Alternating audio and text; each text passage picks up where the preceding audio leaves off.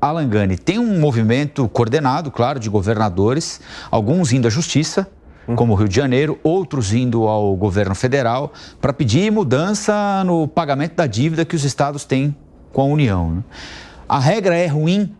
Os governadores têm razão em pedir mudança, em pedir alteração, ou é choro de devedor?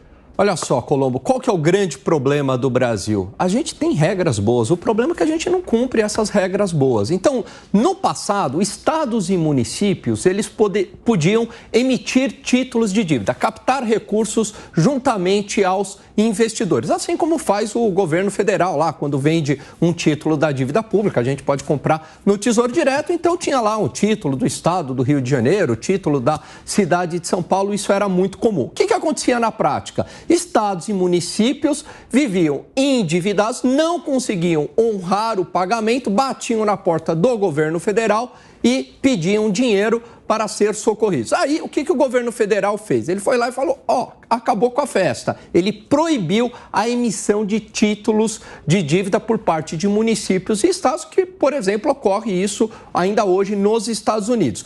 Só que, na prática, esses estados e municípios, eles conseguiram achar formas de se endividar novamente sem a emissão de títulos, pegando dinheiro emprestado com o aval da União. Isso precisamente ocorreu ali durante o governo Dilma, em 2013 e 2014, o que gerou um superendividamento dos estados e municípios. O que tem que acabar é com esse jeitinho, né, de burlar a regra. E aí, no final das contas, quem que acaba pagando? A própria sociedade, porque burla-se a regra, os estados e municípios se endividam bastante, não têm condições de pagar e batem na porta do governo federal. Olha, não tenho como pagar, e agora? Aí o governo federal vai ter que arcar. Só que o dinheiro do governo federal é o nosso dinheiro. O dinheiro dos estados e municípios também é o nosso dinheiro. Mas o Rio, por exemplo, está reclamando que nessa operação a União tem lucro.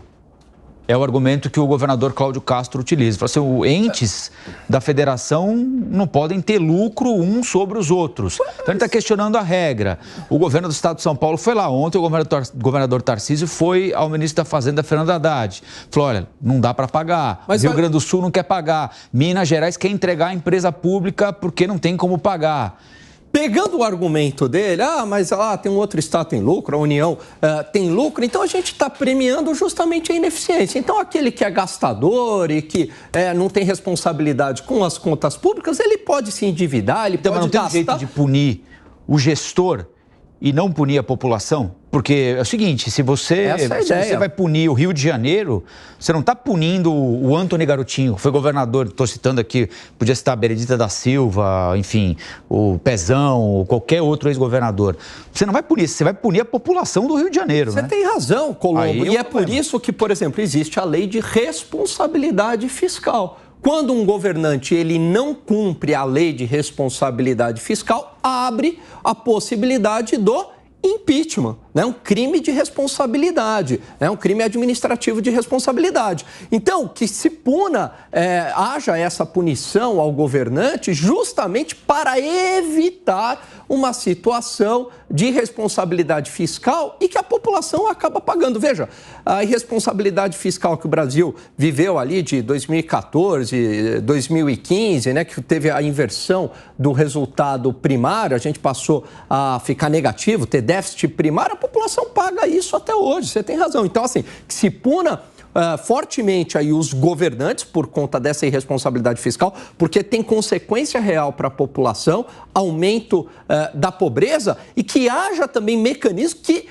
evite de novo esse superendividamento. Porque no final das contas, o endividamento do Estado, o endividamento do município, o endividamento do governo federal, quem é que paga é a população, porque o dinheiro do Estado é o dinheiro da sociedade.